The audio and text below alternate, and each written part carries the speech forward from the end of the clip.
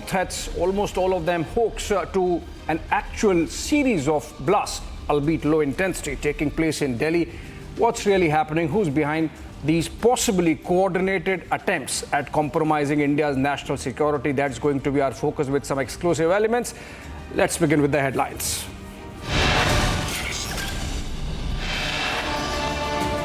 No end to hoax, bomb threats to airlines. Aviation sources say that 14 flights received threat today.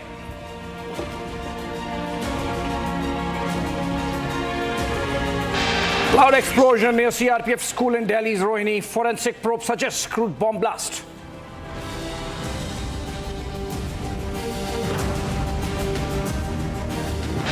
Police makes 10th arrest in Baba Siddiqui murder case. 32-year-old arrested in Belapur in Navi Mumbai. Doctors continue with their unrelenting fight for justice, but Mamata's Neta insults doctors, calls their protest political.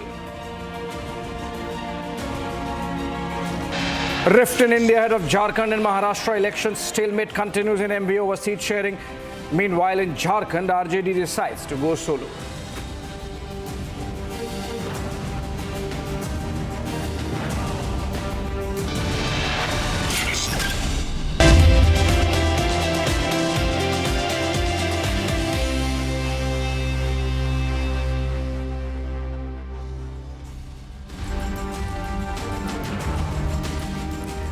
All right, welcome friends. We are focusing on what's up with our national security. Just in case the opposition thought somebody was having fun, it's getting serious. A string of low-intensity blasts rocked north of Delhi in what seems like a planned and coordinated move to target a CRPF school and a busy market on a festive Sunday. A Khalistani link is emerging based on claims made by a group self-identifying itself as Justice League India.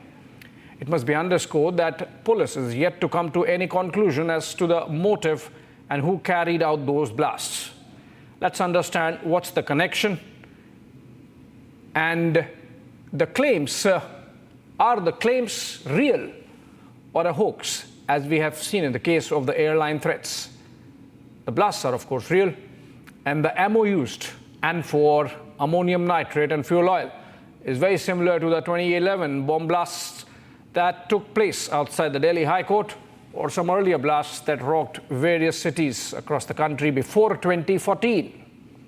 If that be true, then make no mistake, the situation is more than serious. We have General Kejas Singh joining us to analyze that in a bit. Let's go to our reporters on the ground first. I'm told Piyush Ohri is going to join us live from Delhi, and Gursimran is going to be live from Jammu in a bit. He's the one who got us the information about the claims being made by a group and Justice League India. But to Piyush first, because he has been there reporting since morning on the ground at the place where the bomb blasts took place in Rohini area of North Delhi. Piyush, what's the latest update that you can share with our viewers? So yes, good evening to you, Abhishek, and good evening to all our viewers who are viewing us at the moment. And the latest right now, as far as this light intensity blast which has occurred in CRPF school boundary wall in Rohini area, is that the Delhi police has now formally registered an FIR under in this case, and the FIR has been registered under section 326G of the Bharatiya Nyaya Sanhita, and also there has been a case which has been registered under Explosive Act. It is important to note over here that right now this case has been registered by the Delhi Police local unit, and the case has been registered under the Delhi Police Prashant Vihar police station. So far, as of now, this case is going to be investigated by the Delhi Police local unit, but subsequently, taking into consideration that there have been several complexities that have been involved in this case, there is likelihood that the special team of the Delhi Police that has been dealing with the terrorist organizations and terrorist activities, and also with several bomb blast investigations in the past, the Delhi Police Special Cell might take this case also in the coming days. So that is going to be a very big likelihood. Also, a very important point over here is that today there have been several central agencies that have also come and investigated the entire matter. So this includes the likes of the National Investigating Agency and also the National Security Guard. There is likelihood that they may also intervene and try to find out that what exactly is the reason of this blast taking place in Delhi, and what exactly is the reason that this place, the CRPF school in Rohini area, was selected for this blast. Was there a message that was to be delivered by the people who had that ulterior motive, who had that anti-national interest towards carrying out this blast? Right. You rightly pointed out that there have been several evidences that have also been gained by the Delhi police, which makes them now realize that there is a light intensity blast that has been followed by the crude bomb in case of the white powder, and also certain sharpness that have been found. So yes, Right. it is now going to be interesting to see from here on that how Delhi police approaches its investigation from Right, here on. Piyush. Back to the studio. Right, Piyush. Thank you so much with that update from the ground. Let's go to Gursimran, also live from Jammu, because he got the information about that claim being made by a group. Gursimran, what's this group? Has it existed from before? Is this the first time they are making this claim, or earlier also they have done so? And what is the connection? See, Abhishek, first coming to the claim that has been made by this group, this clearly hints towards the retaliation in response to the killing of Khalistanis, what they claim in the foreign land, that this is a retaliation and they will do same as they are operating on their own will. This group is Justice League India, that has been operating since 18th of October 2021. That is what we are picking up from the sources in the central agencies. The central intelligence agencies have also gathered some of the crucial information regarding the operations of this Justice League India. This is a social media group that is being operated on behest of the Khalistani radicals. This group has been one of those groups who have been providing the accurate information that where these Khalistani radicals are going to carry out their acts, be it in the land of India or outside India, because many of the pro-Khalistani events that have been carried out by these Khalistani radicals in Canada, in United Kingdom and in US, they have given the prior information regarding these events and also the raw footages. Similar is the case that there have been several incidents where the SFJ posters, the Khalistani posters, and also the paintings that have been placed at many metro locations in the Noida and the national capital, these groups were first to circulate that information as well. So now the central agencies are looking into that from where these groups are being operated, and also the claim, because going into their past history, the claims that they have made turned out to be realistic, and that's why this claim of the Justice League India, social media group of the Khalistani radical, is not being taken lightly by the central agencies. Abhishek. Okay, thank you so much, Gursimran, for that perspective, deep dive on this group which has claimed responsibility. Remember, again, to remind the viewers, there is no confirmation still from the police about who could have carried out these low-intensity blasts in north of Delhi. Let's try to understand. Subject expert, national security expert, and Lieutenant General K.J. Singh, retired, joins us live from Chandigarh. Very good evening to you, sir. You have heard this conversation I was having with our reporters on the ground on these low-intensity blasts that have taken place in north of Delhi, targeting a school which is of the CRPF. Do you sort of see some connections? And the claim that has been made by this group, which claims that, which is connected with some Khalistani organization or the other? Abhishek, firstly, Jai Hind, and thank you for including me in this very interesting, very serious and very topical kind of discussion. It is a time for people in various cities to be careful, to be on the watch out, help out police. Don't get scared, because this low intensity blast, these blasts are a typical case of a planned and not for destruction, but for effect and causing scare type of activity. This has happened in many cities earlier. The type of explosive use, ammonium nitrate and that white colored powder, all has been used in various blasts with a similar kind of purpose. So, and choice of doing it on a Sunday when school is not there, just for effect's sake, is all dangerous. You have to see it in the format of hoax calls which are being made to various aviation airlines regarding, bomb devices on aircrafts. Multiple calls being made. So basically, a concerted move using social media and few signature kind of incidents, which are more for effect and to cause scare, and to spoil the thing before the festivals. People have to go out for shopping and all this. And Abhishek, I want to say one more thing. See this name, Justice League. It's a very mischievous kind of name. Yeah. Similar activity has taken justice for whom? Who wants this justice? People in India do not want Khalistan. Yeah. Nobody. Let me assure you, I have been to various places in rural Punjab. They have told me categorically, they use a word, Sahab, humko santaap nahi chahiye. Right, Santaap is misery. What happened in 84?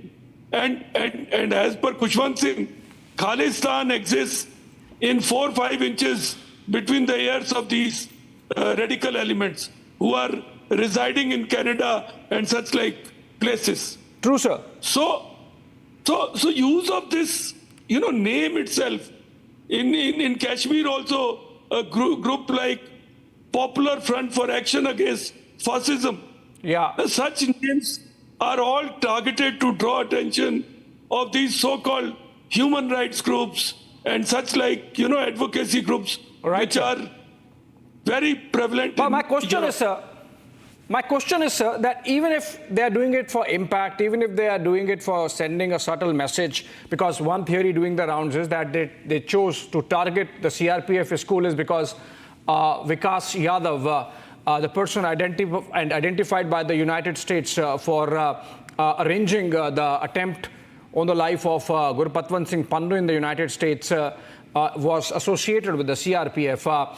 Should we take it lightly? I mean, shouldn't we make sure that an example is set if anyone is taking chances with India's security? No, Abhishek, no. We should, and I am very glad that LG of Delhi has today put out a statement to say that he's taken charge of the situation. I am also gladdened by the fact, despite this dismaying kind of an incident, that NIA, NSG, and even NDRF, which looked at sewage and other systems over there. Yeah. And let me tell you, Delhi Police Special Cell is a very professional organization. Once they put their thing on an incident, they get to bottom of it. Yeah. So I hope we get to bottom of it. Yeah. We pick up those culprits and we bring them to justice. So and these social media fellows also, we should not take them lightly. We shouldn't take them lightly, absolutely. But sir, my last question before I let you go. These low-intensity blasts that have taken place in Delhi today, or the number of airline hoax calls that have been coming, you think these could be connected in any manner, that there is somebody guiding all this to create a fear psychosis in the country ahead of festival season, and more importantly, compromise India's economic interests, given the fact that air traffic essentially means economic march to progress? No, it is very much linked. There is some kind of an orchestration which is taking place. And see, already there has been very significant effect on our, movement of people who are dealing with economic activities. They are the people who make the economy run. There will be some kind of a slowdown, you will see. And that's why we as citizens also should be vigilant in all our areas. And I would, through your channel, reach out to our citizens. This is the time to be citizen warriors. Be Nagrik Yoddhas. You be Jagruk Hindustanis. Don't allow any nefarious activity to take place in your neighborhood. Inform the police. Be their extension arm. In this festive season, enjoy, have festival, do shopping, but also be vigilant about your neighborhood. Police is only that much. We as citizens also have a basic sense of duty. Absolutely. Thank you so much with that perspective on this very concerning development or developments that are taking place over the last week or so, insofar as our internal security is concerned, from threats to disturb communal peace, in some cases happening, for example, in Bahraich, to the low-intensity blasts, and then, of course, the airline threats. That's our focus next. Thank you so much, General K. Singh, for joining us. And we move on. The end to the hoax bomb threats to the airlines does not seem in sight. In the latest, 6 Vistara international flights have received bomb threats, along 5 flights from the Indigo Airlines. Apart from these airlines, a fresh bomb threat was also issued to the Kempegowda International Airport in Bengaluru. A bomb threat message was sent to the command center of the Bengaluru airport. Message was sent through an X account that there are 12 bombers in 6 planes. It is pertinent to note that so far this week, more than 90 flights have received bomb threats, and most of them have turned out to be hoaxes. But then the concern is that in between all these massive number of hoax calls that are happening, what if one turns out to be true? Riyanka joins us live. She's live on this story from Delhi. She has been covering this story all through these days, along with Harsha. And Riyanka, can you share updates on so far insofar as the investigation into these hoax calls go? I mean, there is the Bureau of Civil Aviation Security. They had a meeting with all these airlines last evening. What's come out of that conversation? Are we going to see an end to this kind of risk to national security, particularly these airlines, anytime soon?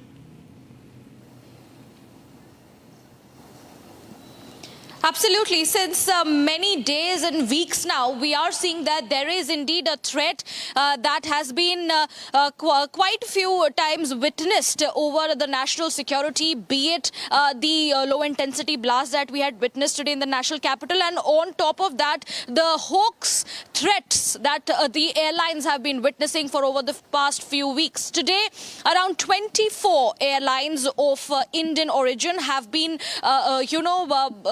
witnessing these bomb threats, which has turned out to be hoax. And these threats are being witnessed or received by these airlines in the form of social media that have been seen by them.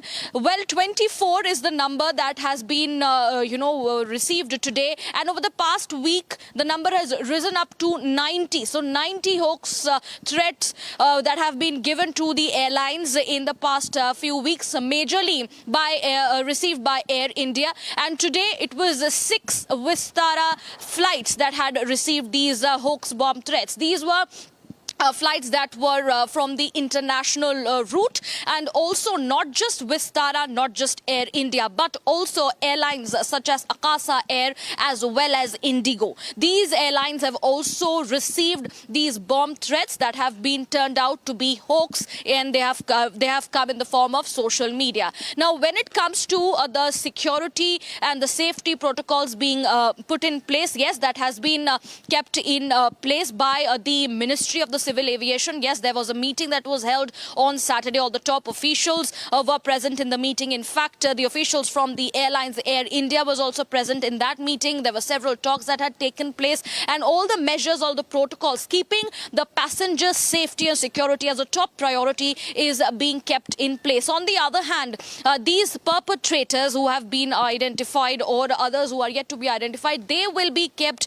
in no-fly list. That has been one of the key decisions of the Civil Aviation Ministry. On the other hand, there have been several statements that have been issued by the airlines today, by Vistara as well as by Indigo and Akasa Air, where they have mentioned the flight details and also assured that the passengers' safety and security has been kept in place. The top officials are all working to keep the security in place. They have been informed. All the key stakeholders have been roped in this matter.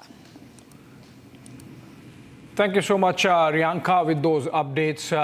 It's clear that we have not heard the last of this airline bomb hoax story, and we hope, of course, that this ends soon and on a good note. Thank you so much, Riyanka, for joining us. Moving on, as the deadlock over the 10-point charter of demands persisted and the ongoing fast unto death of the junior doctors entered the 16th straight day, Chief Minister Mamata Banerjee invited them to Nabonna for talks on Monday, that's tomorrow. The protesting doctors responded positively to the Chief Minister's offer of a sit-down, but refused to call off their hunger strike. Even as Mamata extended a fresh olive branch to the fasting doctors, a few of them hit out at her for holding a chilled Pujo carnival, even as they put their lives on the line. Take a look at this report from Kolkata. Raising hopes of a breakthrough even as the deadlock persisted over their 10-point demands, Chief Minister Mamata Banerjee finally invited to the fasting junior doctors for talks. The protesting junior doctors put out a statement confirming that the Chief Minister invited them for a sit-down at Nabonna on Monday. However, the Chief Minister urged the doctors to call off their fast unto death and return to work. The latter vowed to shoulder on.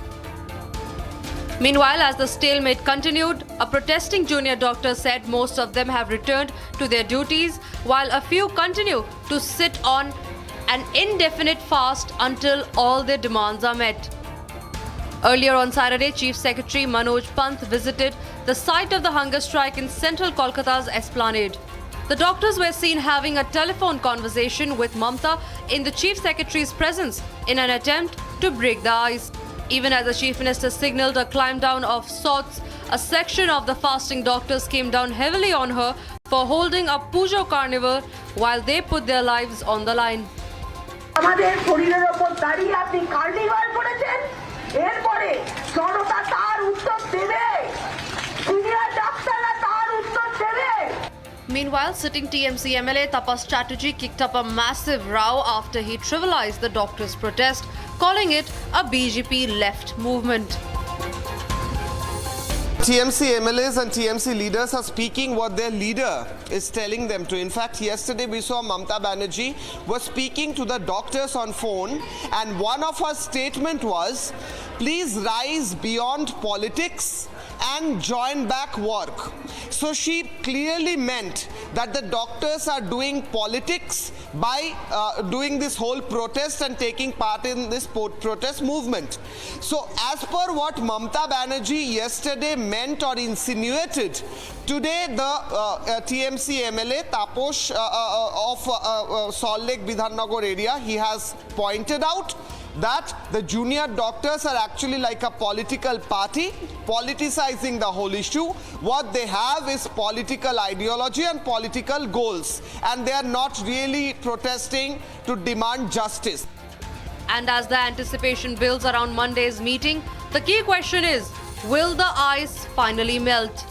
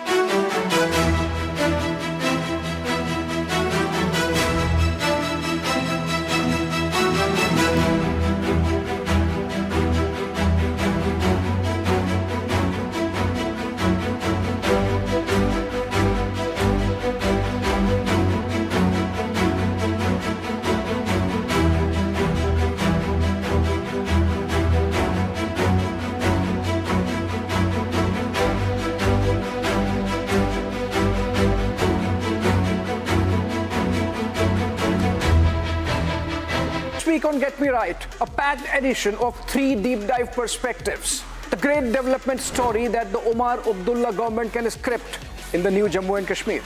And then a big story that the headlines missed. When all attention was on the SCO summit, a Pashtun jirga near Islamabad literally read the riot act to the Pakistani state. We will understand what's getting hot at the Durand line.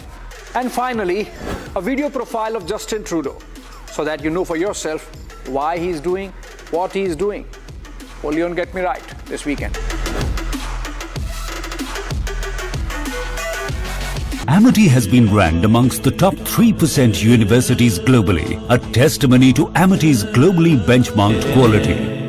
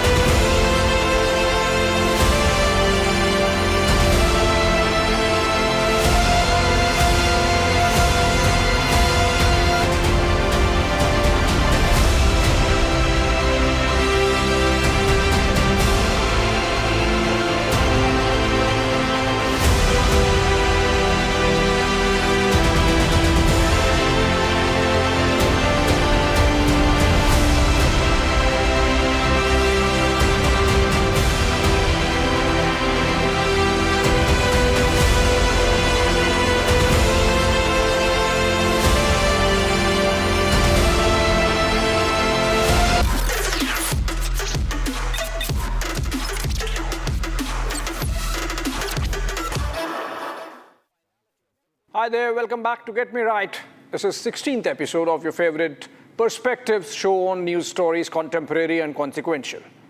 Naya Kashmir got a new government this week, with Omar Abdullah taking charge as Chief Minister of the Union Territory. Having campaigned in rhetoric, Abdullah has shown realism in his post-victory statements. Where would Jammu and Kashmir go from here? We would take a serious look. Also, as India made a statement with freest, fairest and cleanest elections in J&K since the 1980s, underscoring a vibrant democracy, Pakistan suffered a major setback. A Pashtun jirga decided to evict Pak army and declare a common Pashtun commune on both sides of the Durand line between Afghanistan and Pakistan. Headlines miss the developments, and I shall unspool the strategic import of this for the region. And finally, a quick lowdown on the buffoonery of Justin Trudeau through his testimony before the Foreign Interference Commission. You will love to watch. Let's get going.